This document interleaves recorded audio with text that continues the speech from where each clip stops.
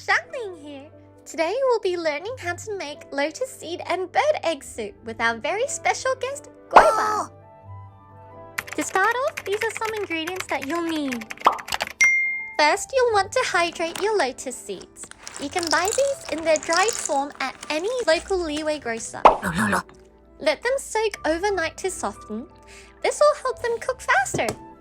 Next, crack your 2 eggs and add 200 ml of milk. I'm going to go for a sweet dessert take on this dish, hence the milk will give the egg a richer flavor. Mix it together with some sugar until smoothly incorporated. If you want to go for a savory take, use salt and pepper instead and replace the milk with chicken stock. Pour the mixture into your bowls and gently scoop out any bubbles on the surface. Next, you'll want to boil the lotus seeds for about 10 to 15 minutes until fully cooked. You can test this by using a spoon to cut into the seeds. I'm using my cooling rack and wok to steam the bowls.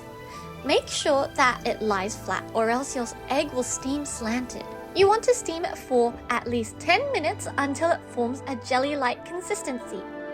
Drizzle on some syrup. I'm using my osmanthus one here. If you're using savory, any soup works. Mushroom soup, chicken soup. Hey, that's not very nice, Guiba.